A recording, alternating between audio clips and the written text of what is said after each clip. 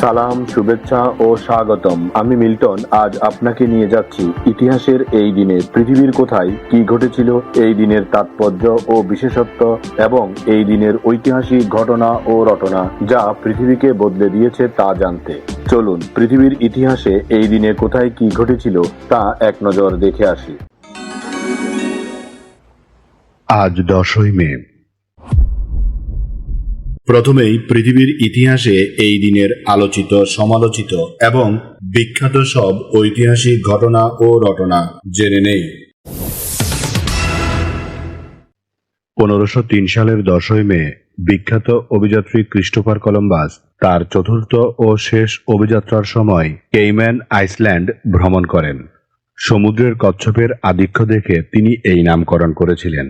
এই অভিযানটি ছিল বিশ্ব মানচিত্রে নতুন নতুন দ্বীপ ও পথ আবিষ্কারের ধারাবাহিকতায় একটি গুরুত্বপূর্ণ সংযোজন।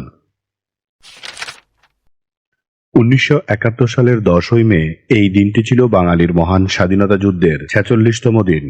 এই দিনে পাকিস্তানি সেনারা তাদের এই দেশীয় দোসর রাজাকার আলবদর, আল শামস ও দালালদের সহযোগিতায় বাগেরহাটের ড্যামা গ্রামে এক ভয়াবহ হত্যাকাণ্ড চালায়, যেখানে অন্তত 10 থেকে 12 জন নিরীহ মানুষকে সারিবদ্ধভাবে দাঁড় করিয়ে গুলি করে হত্যা করা হয়। এই একই দিনে হানাদার বাহিনী বৃহত্তর সিলেট ও ময়মনসিংহের সীমান্ত এলাকায় তাদের আধিপত্য বিস্তারের চেষ্টা চালায় এবং ঘরবাড়িতে অগ্নিসংযোগ করে ত্রাসের রাজত্ব কায়েম করে। অন্যদিকে এই 10ই মে ছিল মুক্তিযোদ্ধাদের জন্য রণকৌশল পরিবর্তনের একটি গুরুত্বপূর্ণ সময়। এই দিনে প্রবাসী মুজিবনগর সরকার যুদ্ধের গতি প্রকৃতি পর্যালোচনা করে এবং নিয়মিত ও অনিয়মিত বাহিনীর সমন্বয়ে গেরিলা যুদ্ধ আরো জোরদার করার সিদ্ধান্ত নেয়। আন্তর্জাতিক সংবাদ মাধ্যমেও বাংলাদেশের ভেতরে চলা এই মানবিক বিপর্যয়ের খবরগুলো গুরুত্বের সাথে প্রকাশিত হতে থাকে, যা পাকিস্তানের উপর বিশ্ব বিবেকের চাপ আরো বৃদ্ধি করে। মূলত এই 10ই মে ছিল একদিকে দখলদার বাহিনীর পৈশাচিক ধ্বংসযজ্ঞ আর অন্যদিকে স্বদেশের মুক্তির জন্য মুক্তিকামী বাঙালির সুসংগঠিত হওয়ার এক সন্ধিক্ষণ। 1972 সালের 10ই মে লাতিন আমেরিকার দেশ মেক্সিকো স্বাধীন ও সার্বভৌম বাংলাদেশকে আনুষ্ঠানিকভাবে স্বীকৃতি প্রদান করে। মহান মুক্তিযুদ্ধের পর আন্তর্জাতিক পরিমণ্ডলে বাংলাদেশের অবস্থান শক্ত করতে এবং কূটনৈতিক সম্পর্ক প্রসারে এই স্বীকৃতিটি ছিল অত্যন্ত তাৎপর্যপূর্ণ। 2004 সালের 10ই মে বাংলাদেশের অপরাধ জগতের অন্যতম কুখ্যাত সন্ত্রাসী এরশাদ শিকদারের ফাঁসি কার্যকর করা হয়। 80-র দশক থেকে খুলনা সহ দেশের দক্ষিণ পশ্চিমাঞ্চলে ত্রাসের রাজত্ব কায়েম করা এই ব্যক্তির বিরুদ্ধে অসংখ্য হত্যাকাণ্ড এবং অপরাধমূলক কর্মকাণ্ডের অভিযোগ ছিল। তার জীবন ও কর্মকাণ্ড নিয়ে পরবর্তীতে বিভিন্ন তথ্যচিত্র ও গল্প সিনেমা নির্মিত হয়েছে, যা মূলত অপরাধ জগতের এক অন্ধকার অধ্যায়ের স্মারক। এবার জেনে নেই এই দিনে জন্ম নেওয়া কিছু কিংবদন্তি ও অসাধারণ মানুষের কথা।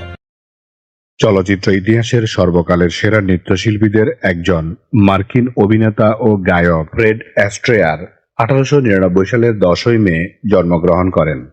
তার নাচের সাবলীলতা এবং আভিজাত্য সঙ্গীতধর্মী চলচ্চিত্র বা মিউজিক্যাল ফিল্মের ধারণা বদলে দিয়েছিল।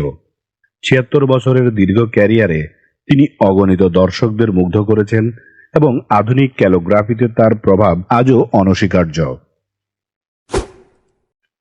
ভারতীয় সঙ্গীত জগতের কিংবদন্তি কণ্ঠশিল্পী ও সুরকার পঙ্কজ কুমার মল্লিক 1905 সালের 10ই মে জন্মগ্রহণ করেন। রবীন্দ্রসঙ্গীতকে জনসাধারণের কাছে জনপ্রিয় করে তোলার ক্ষেত্রে তার অবদান অতুলনীয়। অল ইন্ডিয়া রেডিওতে তার পরিচালিত মহিষাসুর মর্দিনী অনুষ্ঠানটি আজও বাঙালির মহালয়ার ভোরের অবিচ্ছেদ্য অংশ হয়ে আছে। তিনি একমাত্র শিল্পী যার সুরে কবিগুরু রবীন্দ্রনাথ ঠাকুর মুগ্ধ হয়ে তার গানে সুরারোপের অনুমতি দিয়েছিলেন।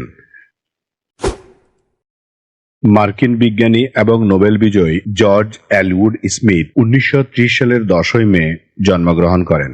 তিনি মূলত চার্লস কাফোর্ড ডিজাইন সেন্সর উদ্ভাবনের জন্য বিখ্যাত। আজকের ডিজিটাল ক্যামেরা এবং স্মার্টফোনের ক্যামেরায় যে সেন্সর ব্যবহৃত হয় তার মূলে রয়েছে তার এই যুগান্তকারী আবিষ্কার। বিজ্ঞানে এই অসামান্য অবদানের জন্য 2009 সালে তিনি পদার্থবিজ্ঞানে নোবেল পুরস্কার লাভ করেন।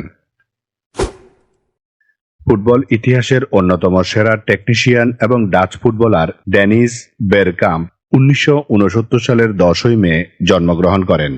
নেদারল্যান্ডস জাতীয় দল এবং বিশেষ করে আর্সেনালের হয়ে তার জাদুকরী পারফরম্যান্স ফুটবল প্রেমীদের মনে গেঁথে আছে। নিখুঁত পাস এবং গোল করার অসামান্য ক্ষমতার জন্য তাকে নন ফ্লাইং ডাচম্যান বলা হতো। 2004 সালে পেলে তাকে বিশ্বের সেরা 100 জীবিত ফুটবলারের তালিকায় অন্তর্ভুক্ত করেন। স্মরণ করছি এই দিনে চলে যাওয়া কিছু কিংবদন্তি ও অসাধারণ মানুষের কথা।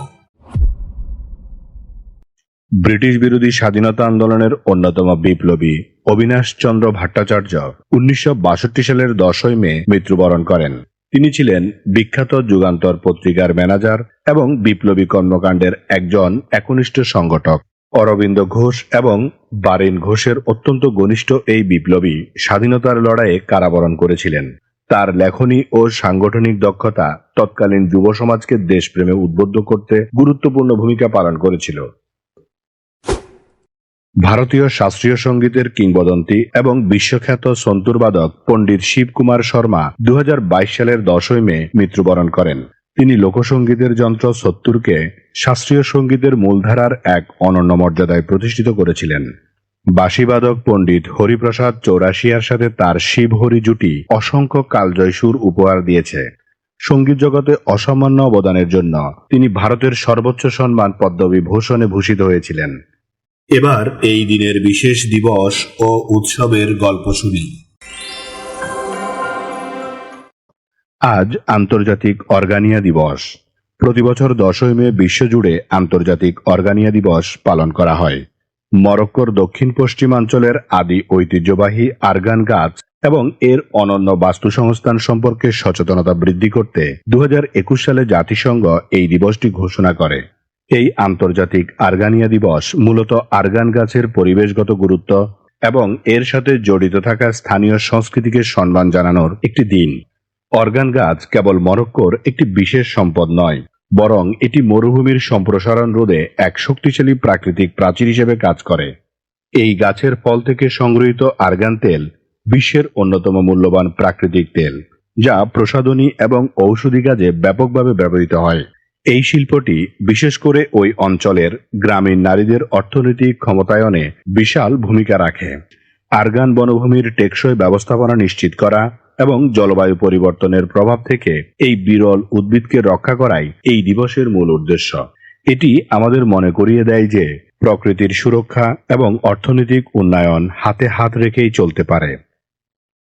এই দিন আমাদের জীবনের ঐতিহাসিক, প্রাকৃতিক, শৈল্পিক, সাংস্কৃতিক, সাহিত্যিক, রাজনৈতিক, বিজ্ঞান, গবেষণা, আন্দোলন, উৎসব, অর্জন, খেলাধুলা, সুখ দুঃখ, হাসি কান্না, আনন্দ বেদনা, পাওয়া না পাওয়া, মায়া মমতা, ভালোবাসায় ভরা সুখকর স্মৃতিময় একটি সুন্দর দিন।